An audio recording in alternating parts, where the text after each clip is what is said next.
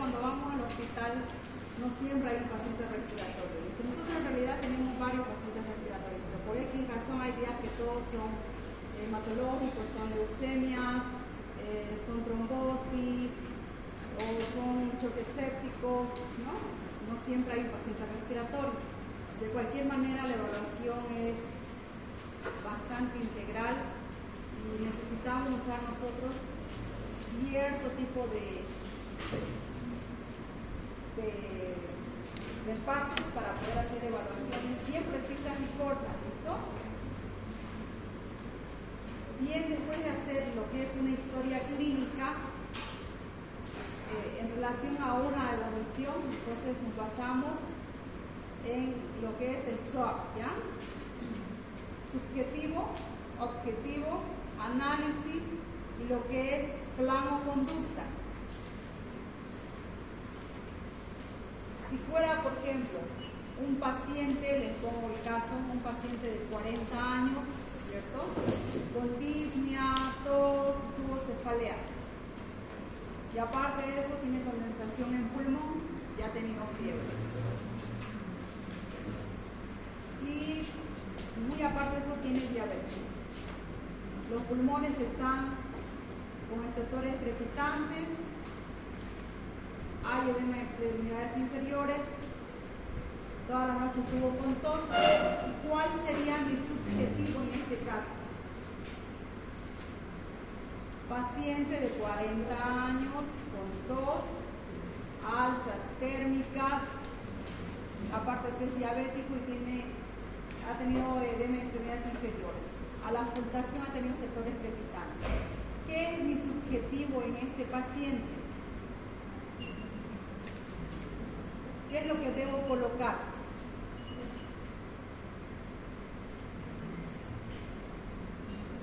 Bueno, vamos a hacer algo así bien cortito. Hagamos de cuenta que ya estamos haciendo la nota, ¿listo? Entonces, ¿ustedes cómo tienen que colocar? Paciente de 40 años, el día de internación y el diagnóstico, ¿ya? Diagnóstico. El paciente por la clínica, entonces, es una neumonía y una diabetes, ¿cierto? Ya. El subjetivo es lo que el paciente le refiere. No hay que coloquen, pasó la noche tranquila, no.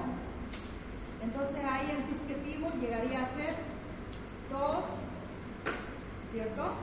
Porque le va a decir estuve tosiendo, le va a referir la molestia que tenía, lo subjetivo, qué es lo que el paciente refiere. Bien pueden ustedes colocar con sus palabras, con las palabras del paciente, o pueden colocar de una manera técnica con lo que es la semiología, cefalea, pulsante, moderada, o tos con expectoración purulenta o hematoica, de acuerdo a lo que el paciente les refiera, ustedes ya van haciéndolo de manera más técnica. Ahí viene el objetivo. El objetivo entonces es una evaluación segmentaria de cabeza a pies. Lo principal es que nosotros describamos lo que es tórax, con lo que contiene el tórax, que ahí vienen los pulmones, el corazón, abdomen según los pasos semiológicos y extremidades inferiores. En este caso no he hablado de alteración del estado de conciencia, entonces tengo que colocar el regular estado general del paciente, ¿cierto? Regular estado del paciente, coma. ¿Está consciente? Consciente. No he hablado de deshidratación, entonces estoy hidratado. Es lo general que yo logro ver en el paciente. ¿Listo? Es importante colocar si está consciente o inconsciente. ¿Listo? Para nosotros esa palabra hace mucho. Por el hecho que son pacientes a veces en fase terminal y vienen a pedir certificados de fallecido, porque hacen firmar estos certificados de traspaso de bienes y más cuestiones en estos pacientes terminales. Entonces, dentro de los informes, para nosotros es importante poner cuando firmó estuvo consciente o estuvo inconsciente. Y según los parámetros de estado de Glasgow, ustedes pueden utilizar si es que hay alguna ligera alteración. En este paciente que hablo, entonces, estamos hablando de que estuvo consciente, hidratado, ¿cierto? Ya, voy a segmentar. No he hablado de ninguna asimetría del tórax, pero sí he hablado y he mencionado que había sectores crepitantes en el pulmón, ¿sí? Entonces, tórax simétrico, expansible, auricular conservado, con estertores crepitantes, ¿cierto? Abdomen, no he hablado de ninguna alteración, estoy bajando de arriba para abajo, plano, fluidos hidroaéreos positivos, blando, no doloroso. Si génito urinario les llama la atención, sí, tienen que hacer una revisión. He hablado que en las extremidades inferiores había edemas, entonces no puedo pasar por alto la alteración al examen físico que tiene el paciente. El edema lo voy a medir entonces según la gravedad, grado, ¿no? Si está hasta el tobillo, si está hasta medio tobillo, si está hasta la media pierna, y tengo que colocar grado 1, grado 2, de acuerdo a lo que yo haga la presión, que llegaría a ser la fobia, entonces llega a ser una cruz, dos cruces. Una cruz hasta 3 segundos que desaparece, dos cruces hasta 5 segundos, y arriba de lo que son los 10 segundos que desaparece son 3 cruces. Entonces, ahí viene análisis, ¿no? Le va a decir, si son ya 2 días de internación, usted tiene que preguntarle, señor o señora, ¿cómo se siente usted el día que ingresó? ¿Está mejor? Sí, le va a decir. O le va a decir peor, o me siento igual. Entonces, ahí vamos en relación a evolución. Evolución estacionaria, si está igual. Evolución favorable, si ha mejorado, y hay que justificar por qué. Accesos de tos han disminuido, paciente ya no tiene fiebre, o le va a decir el pecho me ronca menos, ¿no? O si usted le hace un seguimiento continuo, ya abre la evolución más precisa. Ahora en el plan, si es una neumonía, seguramente han iniciado antibiótico terapia, ¿sí? Mantener antibiótico. ¿Es necesario cultivar? Si está en su segundo día, seguramente el cultivo ya está en curso, hay que averiguar. En espera de cultivo, ese es nuestro plan, ¿no? O control de laboratorios. ¿Qué es lo que vamos a hacer con ese paciente dentro de esas 24 horas o en ese momento? ¿Qué es lo que esperamos? O en interconsulta con el neumólogo, o intubación expectante, ese es nuestro plan, se está con dificultad respiratoria. Pero en ese paciente, entonces, habíamos hablado que era diabético, ¿no? No dijimos que era descompensado, no dimos ninguna clínica de descompensación, entonces lo único que nos queda es hacer controles de glucemia, los capilares. Entonces mi plan será control de glucemia. Esa es la evolución que ustedes tienen que hacer en práctica. Dentro de eso sí, vamos a tener pacientes respiratorios, vamos a aprovechar de esa clínica que ellos nos muestren, pero esa es la evolución que ustedes la tienen que manejar ya en su práctica de internado, en su residencia, en su vida diaria de aquí para adelante. ¿Listo? La evolución SWOT entonces nos ayuda a tener un ordenamiento para poner datos más específicos, más precisos, ser ordenados y poder hacer un seguimiento de plan. Esa es la evolución diaria, no es la historia clínica.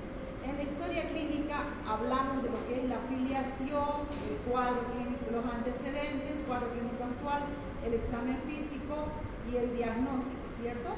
Son pasos distintos. Estamos hablando de una evolución que nosotros vamos a hacer cuando veamos al paciente. Se lo explico porque sé que no vamos a tener mucho tiempo, ¿ya? Para hacer hincapié, prefiero dárselos a todos. Ya directamente con el paciente, entonces, yo les voy a pedir que hagan las evoluciones, ¿sí? La revisión del paciente, entonces nos vamos a seguir de acuerdo a esos pasos. Bien. En relación a EPOC, entonces, vamos a mencionar que es una enfermedad obstructiva crónica. Si el enfisema era una complicación de varias enfermedades, esta es la recomplicación o la parte ya final de lo que llegaría a ser 2 enfermedades juntas, ¿no? Y otras enfermedades tipo obstructivas. Ahí menciona lo que es el enfisema y lo que llegaría a ser la bronquitis crónica, ¿sí? Entonces, como una definición, la enfermedad pulmonar obstructiva crónica es un síndrome caracterizado por obstrucción crónica de las vías respiratorias, ¿no? ¿Incluye qué cosas incluye? Enfisema, ustedes ya vieron el enfisema, incluye lo que son la bronquitis crónica, lo hemos avanzado, también incluye lo que son los procesos, les dice las enfermedades vías respiratorias de tamaño pequeño. Ahí hace mención a fibrosis, hace mención a la disfunción de la vía respiratoria de tamaño pequeño. Varía un poquito de una literatura a otra. Barreras altas, por ejemplo, les habla de la bronquiolitis, ¿no? Hay otras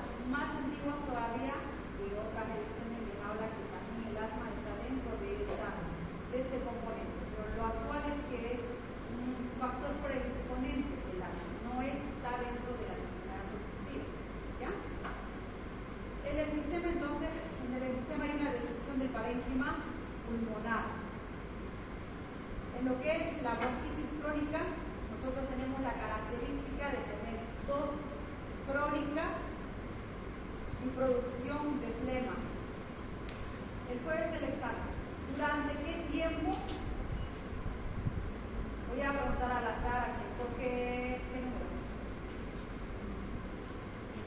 5. 1, 2, 3, 4, 5.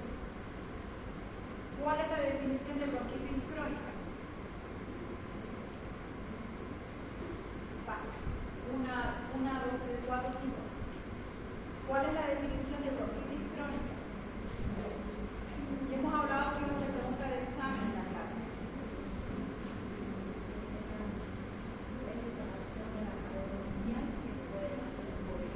¿Tiempo? ¿Qué tiempo? 2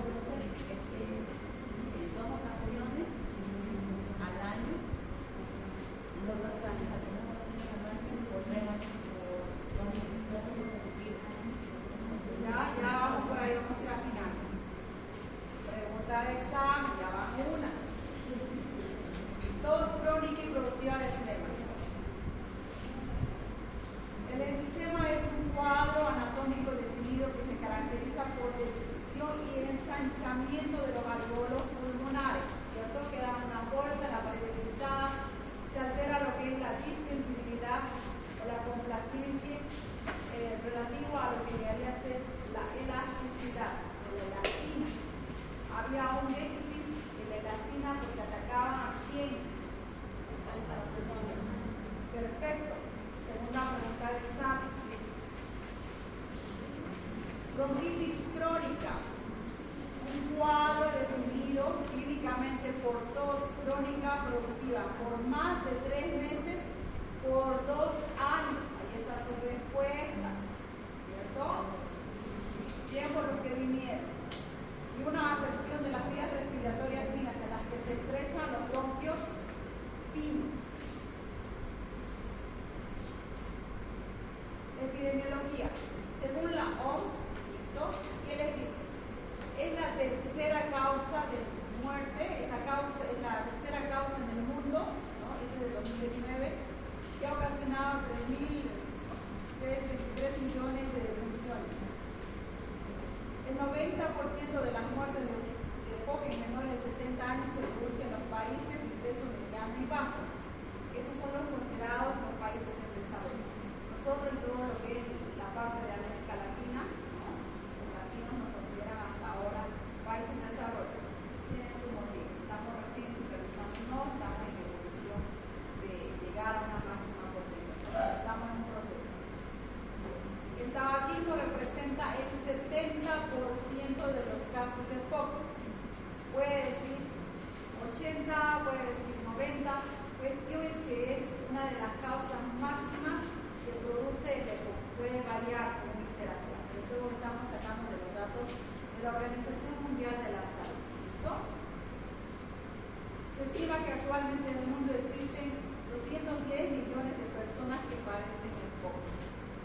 Se estima también que en el año 2030 esta enfermedad será la tercera causa de muerte. Hemos hablado de que la primera fue COVID, la segunda tuberculosis, la tercera. Cuestión es que todas están en relación a procesos respiratorios, ¿listo? Hasta aquí, si deciden retirarse, pueden abrir clandestinamente un consultorio donde pueden hacer clasificación de POC, pueden hacer diagnóstico de insuficiencia respiratoria, solo con gasometría, ¿no? Y allá vamos avanzando. Factores de riesgo.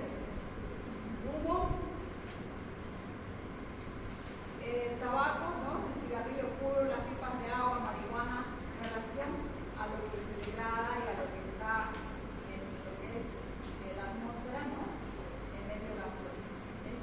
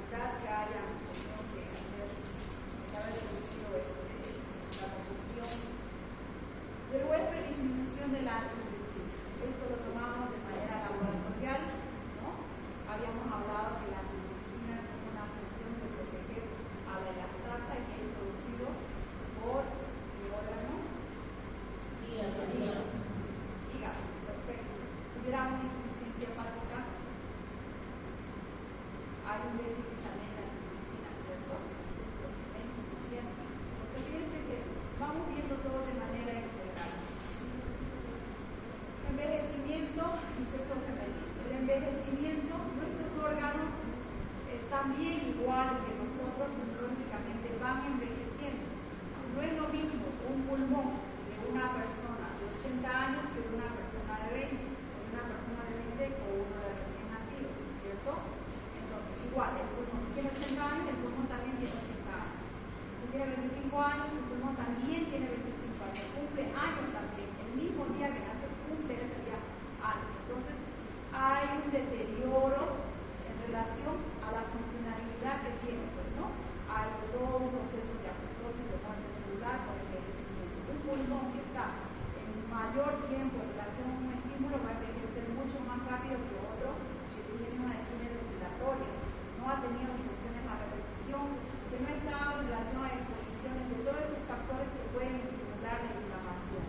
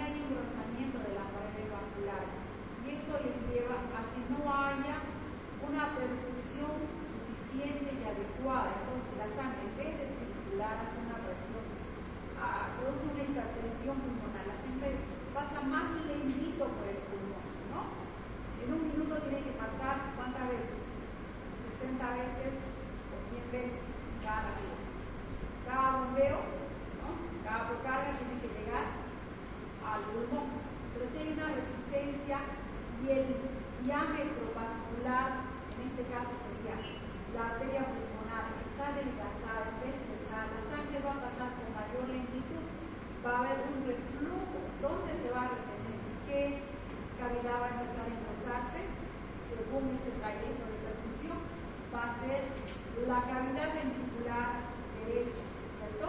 Entonces, a eso se le llama por pulmonar, por causa pulmonar, insuficiencia cardíaca por causa pulmonar. ¿Listo? Hay un englosamiento. Por eso es que dentro de los exámenes de rutina, como adicional, ¿no? Se llega a ver un electrocardiograma donde vamos a ver alteración del ventrículo derecho. Continuando entonces, el enfisema pulmonar tiene sus características, la más frecuente son la centroacinar, la centrolobiliar, el panacinar o el panlobiliar, ¿no? Bronquiolos respiratorios, mayormente fumadores, se localiza en la parte superior, los centroacinares. En cambio, los panacinares se localiza sobre todo en el lóbulo inferior. Todo esto le da una obstrucción al flujo aéreo, insuficiencia respiratoria. El pasaje de aire que va a pasar por esta vía respiratoria llega a ser insuficiente.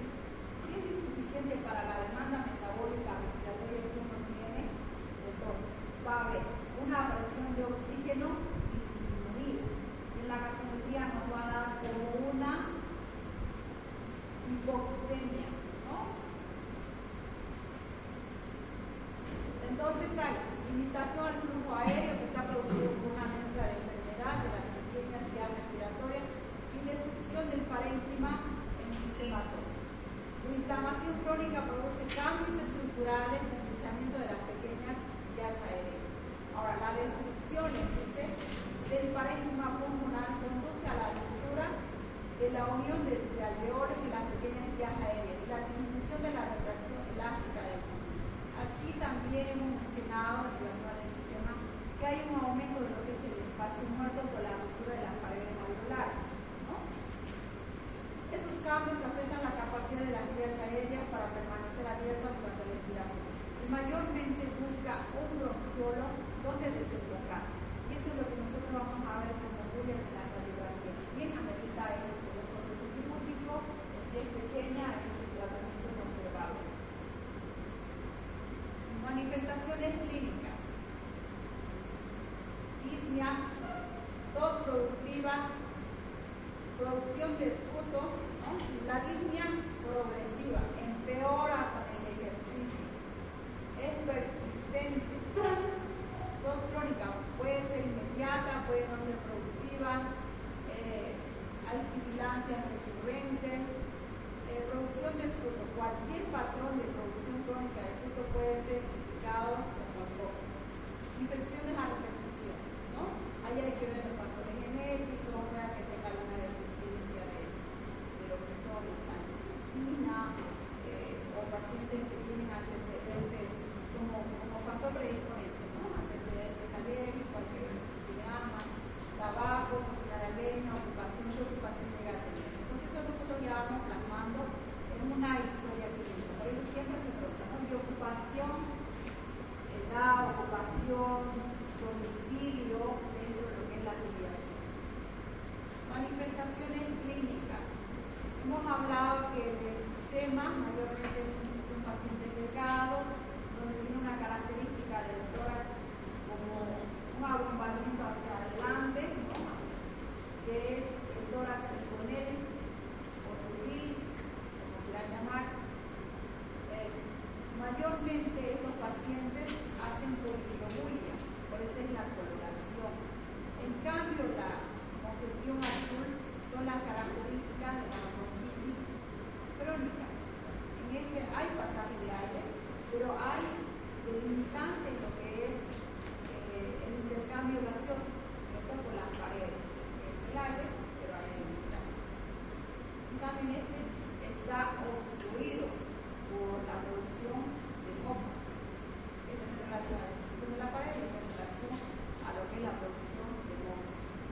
Enfisema suprador rosado, esta característica, bronquitis crónica azul, ahogargado, congestión, labios azules, la cianosis central de los labios o de cianosis periférica, ver las extremidades distales de lo que llega a ser los dedos, ¿no? Tanto de miembros superiores como miembros inferiores. Por eso es importante ver a un paciente de manera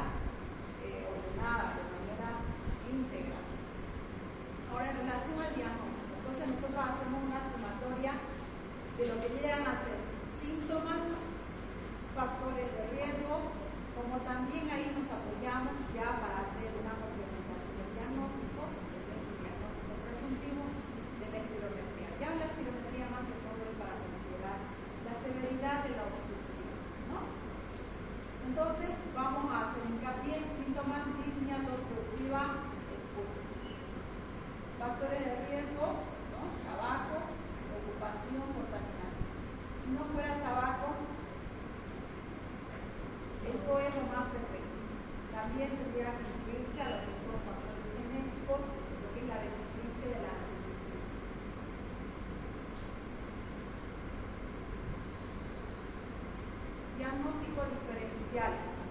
¿Qué enfermedades se comportan o son similares, no igual? Igual quiere decir que tienen todas las características, el 100% de características, ¿no? Ambos lados. En cambio, similar quiere decir que pueda que tenga con la otro objeto o otra cosa que estemos haciendo comparación, que tenga solo un parentesco de un 80%, de un 90%. Eso es similar. Esto es similar, igualmente empezando. Entonces, el diagnóstico diferencial son las enfermedades que son similares, que se comportan igual que un EPO, pero que no es un EPO, siempre tiene algo de diferencial para que nosotros digamos, ah, no, este tiene una embolia pulmonar, o este tiene un neumotórax. Por ejemplo, empezando por embolia pulmonar, se da en relación un 80% por causa de trombosis venosa profunda. ¿Y eso dónde se da? Frecuente, casi también mucho de 80 o 90% en enfermedades superiores. Bien, entiende que es obesidad, es sedentarismo, en pacientes con trauma, en pacientes que han sido operados de enfermedades inferiores, que no se han movilizado. Entonces, en caso de hecho que he estado viendo durante mucho tiempo, las células plaquetarias, las células hemáticas hacen su trombo. Entonces, estamos hablando de un cuadro de un origen agudo. En cambio, lo que es un EPOC es crónico, ¿cierto? Agudo crónico. Embolia es un proceso agudo. En cambio, ahora la sintomatología sí va a ver por lo que es la obstrucción, porque el cuadro va a migrar, ¿no? Si es un 80%, puede ser de otras partes también. Si va a migrar, al migrar entonces puede taponar uno de los vasos, mayormente es un vaso venoso, estamos hablando de trombosis venosa, va a ir a taponar la arteria pulmonar, entonces todo ese segmento no le va a llegar sangre para oxigenar, y aparte de eso va a haber dolor torácico, pero es una insuficiencia respiratoria súbita. Hace un momento me estaba con insuficiencia respiratoria, me estaba con todo, me estaba con pleno, pero de repente empieza con la disney. Tengo opositor, Entonces, hay ciertas características que podría compararse, pero hay que ver entonces los antecedentes. Neumotórax. Hay distintos tipos de neumotórax, mayormente es a causa de trauma, disney, tos, ¿cierto? Es la salida de aire hacia lo que es el espacio pleural. Nosotros tenemos lo que es el pulmón, derecho e izquierdo, luego una membrana, ¿cierto? Que la está adosando, que es la pleura parietal. Y otra membrana que adosa por la parte interna del tórax, que es la pleura externa. Entonces, a ese espacio, que se conoce como un espacio virtual cuando hay algún trauma, llega a salir el aire. De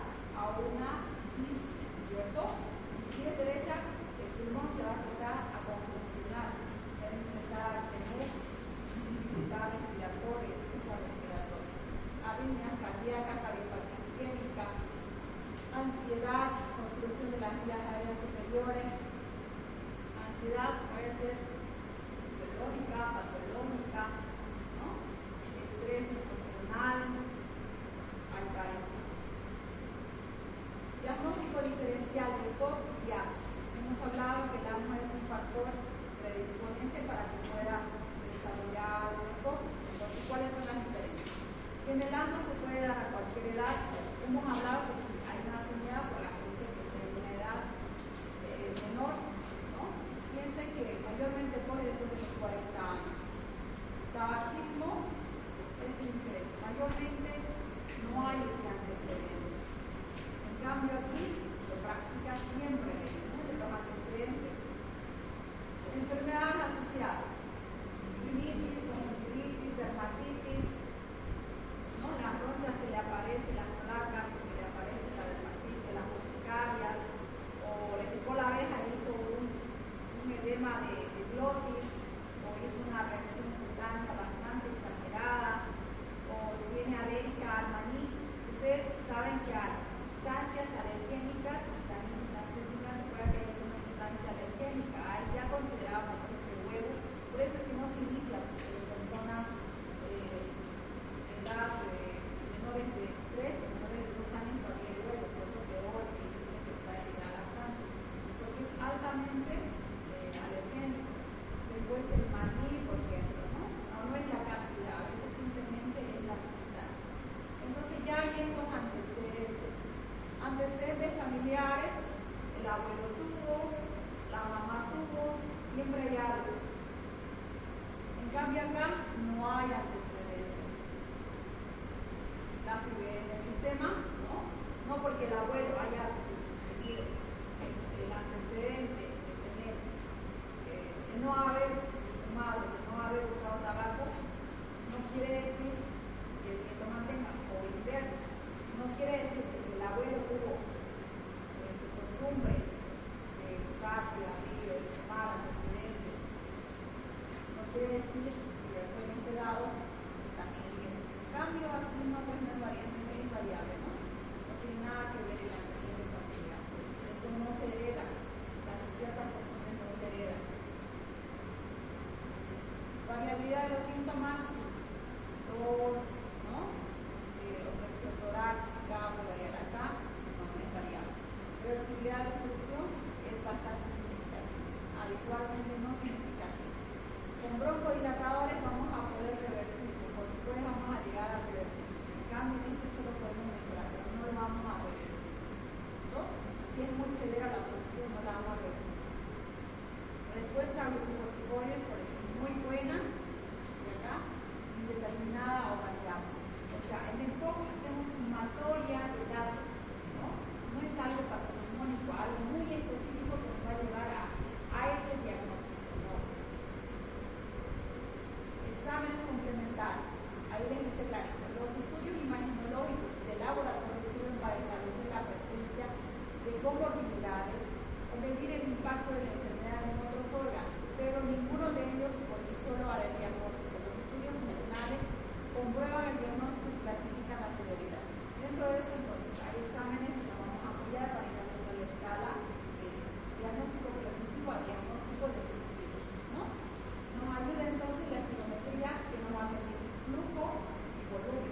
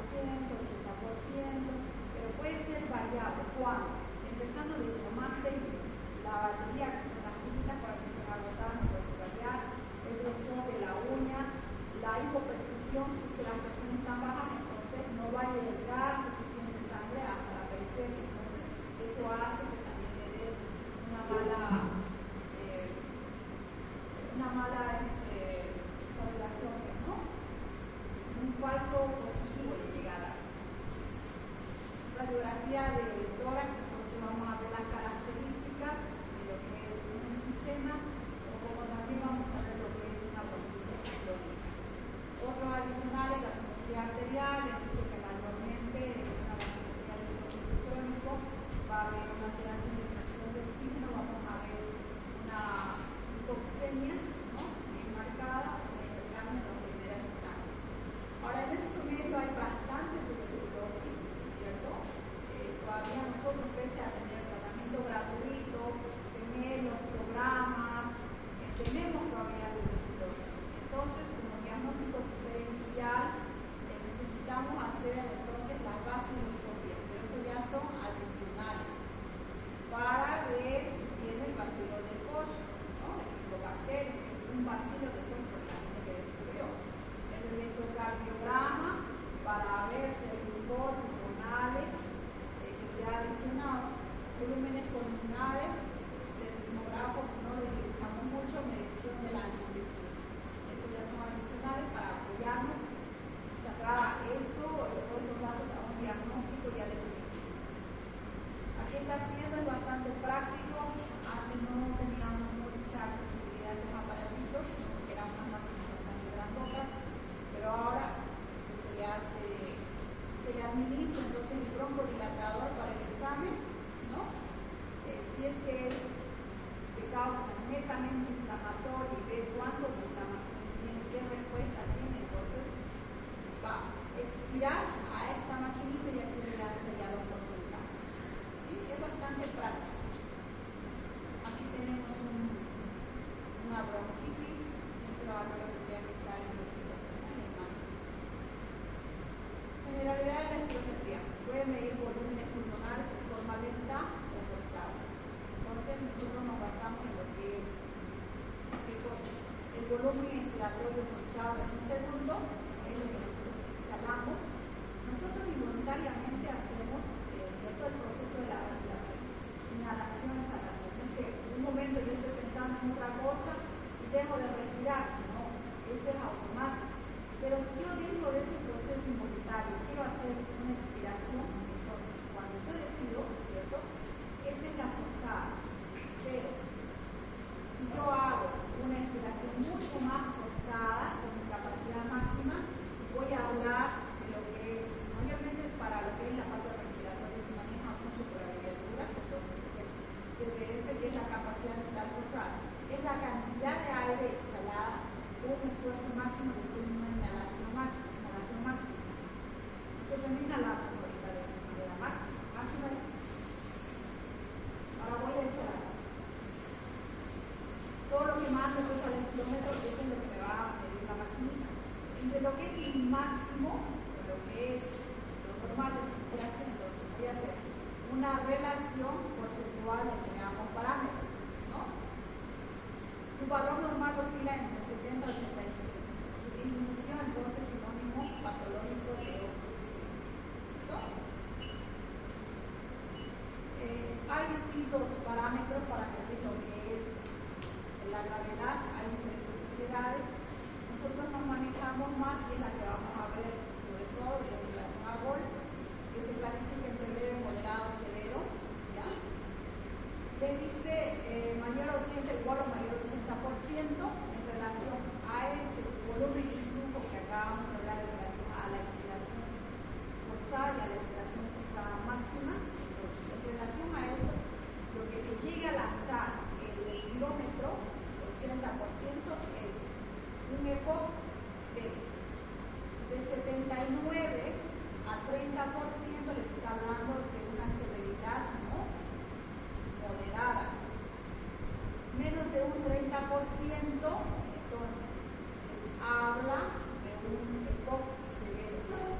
Ya de acuerdo a eso, entonces, si ustedes son una primera instancia, tienen un 70-30%, quiere decir que es un paciente que probablemente necesite una terapia combinada de medicamentos, o si es un 30%, ya estamos haciendo un pronóstico que ese paciente se va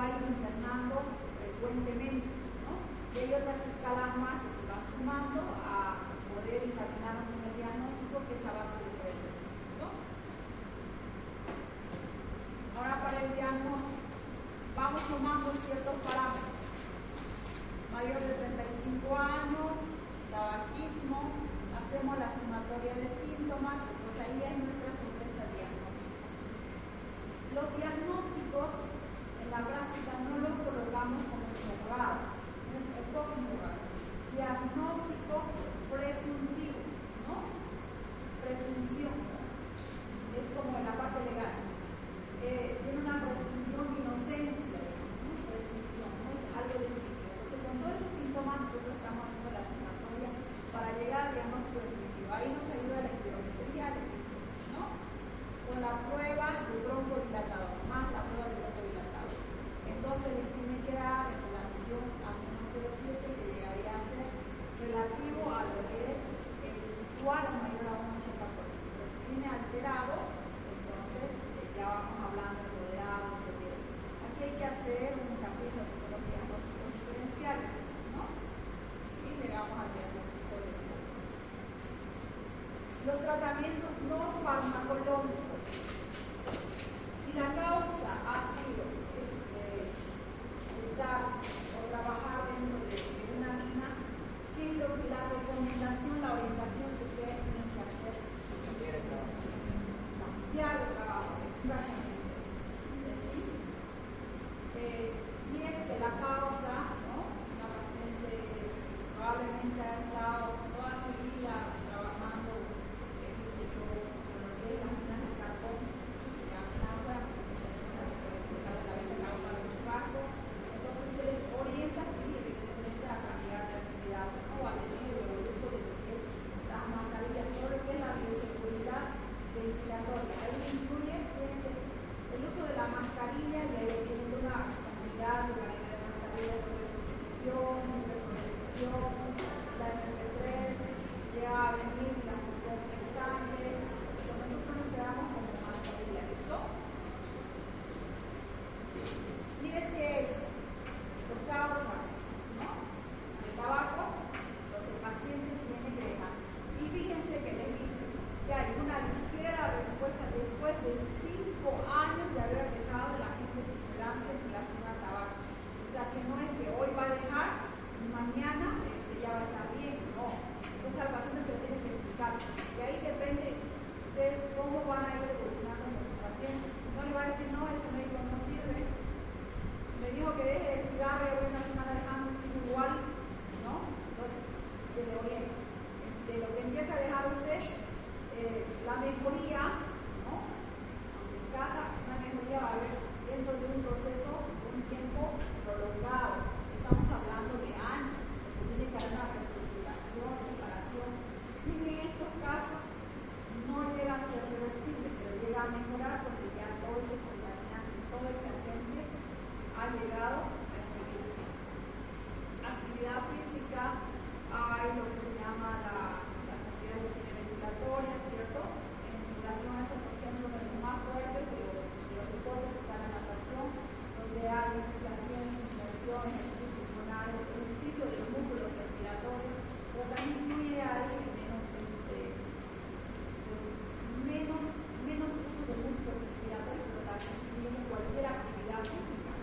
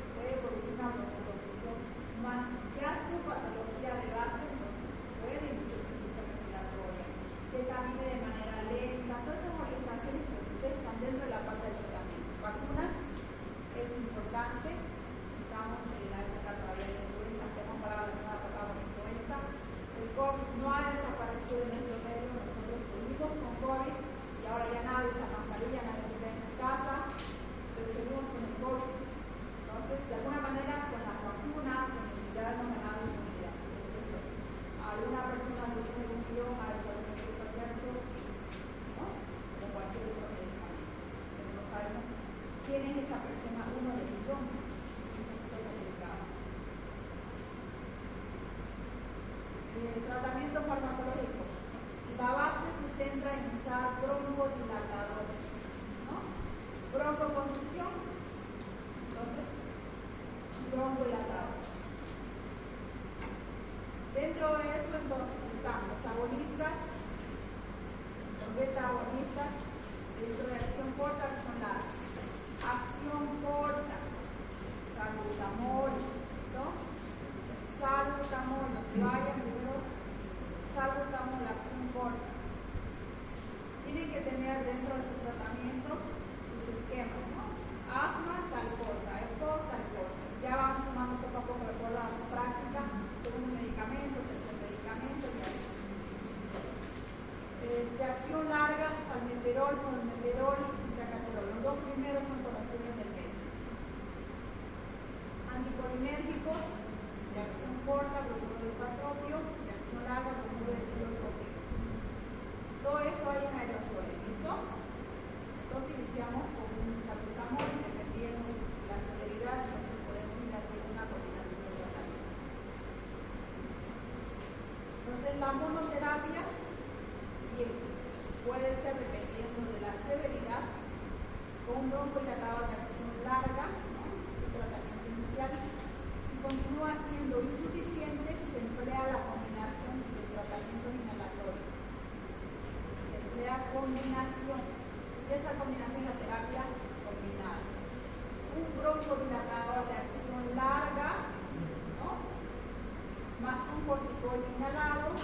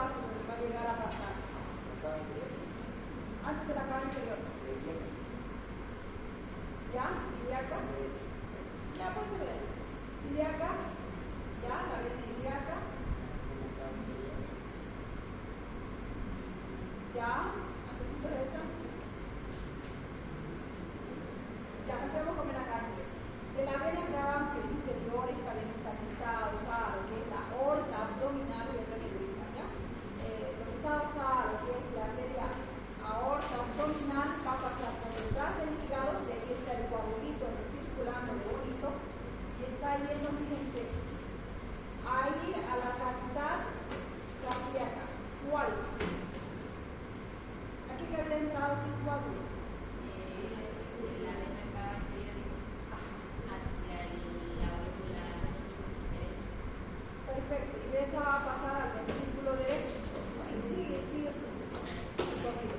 Y de acá, desde la arteria pulmonar